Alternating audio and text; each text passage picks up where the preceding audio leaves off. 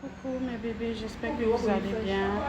Alors, je suis comme ça dans un hôpital à Bonavéré. Il y a ma soeur aînée qui a mis au monde un enfant. Et dès que je suis arrivée, j'ai trouvé une situation qui m'a vraiment mise mal à l'aise. Et une situation seule, donner naissance à des jumeaux. Elle a accouché par césarienne et il y a un enfant qui est passé. Ce qui se passe, c'est que elle est calée ici parce que on ne parvient pas à payer les frais de l'hôpital. Voilà, son mari a des difficultés. Elle dit que elle n'a personne qui peut l'aider parce que son mari aussi, il a eu une difficulté. Le père de son enfant, il a eu une difficulté et il a tout proposé ici pour qu'on laisse sortir sa femme. On n'a pas accepté. Et en fait, les gens de l'hôpital sont arrivés tout à l'heure quand j'étais là. On l'a retiré du lit. On a dit que si elle ne peut pas payer, on la retire du lit, quoi. Donc, elle n'a plus le droit de se coucher. Et vous voyez, donc elle ne doit rester que debout. Elle n'a plus le droit de se coucher. Ils ont dressé leur lit. Ils ont dit qu'elle quitte du lit. Au moins, ils ont laissé l'enfant coucher dans son berceau. Elle a accouché par césarienne. Ça fait des jours. Elle n'a pas eu de pansement. Et un peu ça. Elle m'a fait de la peine parce que quand je suis arrivée, elle était en larmes, elle pleurait, elle ne faisait que pleurer. Et son mari qui n'est même pas là, il est sorti voir comment il va décanter la situation, ça ne va pas. Il dit qu'il y a une personne qui lui devait, depuis il appelle la personne ne répond même pas. Et maintenant, moi, je me fais du souci pour la pauvre dame parce que elle a accouché par césarienne et vous connaissez ce que c'est la césarienne. Elle n'a même plus droit au pansement parce qu'elle ne parvient pas à payer. Donc, comme vous pouvez le constater, voici le bébé ici, là. Que je ne vais pas filmer son visage. Voici le bébé. Au moins, le bébé, on a laissé le bébé se coucher, rester dans le berceau. Mais la mère, elle n'a pas le droit de se coucher. Voilà son lit là-bas. Depuis le matin, on l'a chassé du lit. On a des mecs qu'on se lève, ils ont redressé le lit. Et elle est ici, là. Elle doit rester debout. Regardez une femme qui vient d'accoucher par césarienne. Elle est obligée de rester debout comme ça, là. Parce qu'elle n'a pas encore l'argent pour sortir de l'hôpital. Elle n'a pas l'argent pour sortir de l'hôpital. Et elle a fait la césarienne. Vous connaissez ce que c'est la césarienne, la douleur et tout. Et elle n'a même plus droit au pansement parce qu'il n'y a même plus l'argent. Donc elle va vous parler. Bonsoir. Excusez-moi, c'est moi, Madame Olivia. Je suis venue à l'hôpital. Mon état c'était petit. J'ai accouché par césarienne au jumeau. Une fille et un garçon. Le garçon est mort, ça restait maintenant la fille. Maintenant, mon mari a versé un moitié d'argent. Maintenant, c'est qu'il restait maintenant 150 000. On a supplié les gens là. Les gens ne veulent pas. Parce que là, on m'a chassé sur le lit. Maintenant, je vais dormir maintenant, même le sol, avec mon état là. Ça ne va pas. Je demande tout le monde. Personne ne veut pas m'aider. Donc, c'est comme ça. S'il vous plaît, aie pitié de moi. S'il vous plaît, pardon, aidez-moi. S'il vous plaît, je vous demande vraiment que s'il vous plaît, pardon, aidez-moi, donnez-moi un secours pour que je dois sortir ici avec mon enfant. Après, ça va aller avec moi. Pardon, s'il vous plaît, mon enfant. Ce n'est même pas d'abord une cas que mon enfant va rester maintenant. Mon mari a dit de faire tous les débats, ça ne donne pas. S'il vous plaît, pardon. Ça va. Ok, pardon mes bébés, pardon. Vous voyez, non, elle a accouché par césarienne. Seulement rester debout comme ça là, c'est trop pénible. Et la laisser et après venir peut-être crier au scandale quand elle sera déjà peut-être, quand ça sera grave, et que peut-être on l'a perdu pour accuser l'hôpital, ça va nous servir à rien. Mieux on la sauve maintenant. Là, elle puisse payer son hôpital pour sortir et peut-être venir faire le pansement constamment. Parce que c'était deux. Un est passé, il reste un seul. Et on la laisse encore rester ici, traîner comme ça là. C'est pas bon.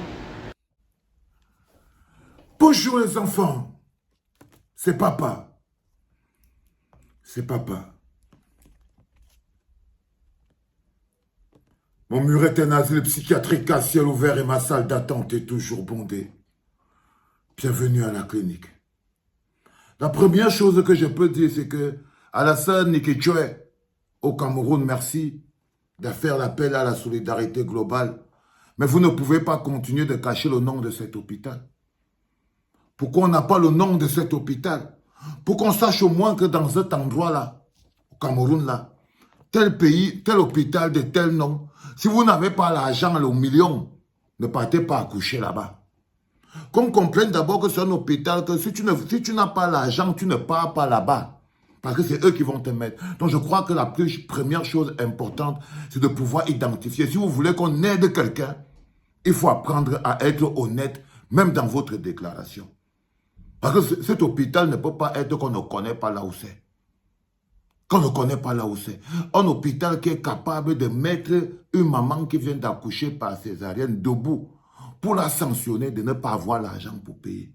Je vous ai dit, lorsque l'amour, l'émotion, toutes les choses qui conditionnent un homme ont quitté votre cœur, nous ne sommes plus que des bêtes de somme. Nous ne sommes plus que des animaux. Il n'y a pas plus grosse torture. Elle n'a plus de bandage. C'est-à-dire qu'on imagine un seul instant. Si la Nekechouessi n'était pas une influenceuse connue qui est sur Internet et tout, ce dossier ne serait pas entré ici à la clinique. Parce que je n'ai pas le nom de l'hôpital. Ça, c'est d'un. Et de deux, c'est extrêmement choquant. La tranquillité avec laquelle s'est présentée comme une femme debout. On ne peut même plus lui mettre le pansement. Il n'y a personne qui se lève pour dire que ce n'est pas normal. Un pays qui n'a plus de valeur pour la vie. Il n'y a plus de valeur pour la vie, les enfants. Si nous ne prenons pas soin de nous-mêmes, si nous ne prenons pas soin de nous-mêmes, quand je vous parle du bonheur collectif, les gens qui ont l'argent n'ont pas de problème.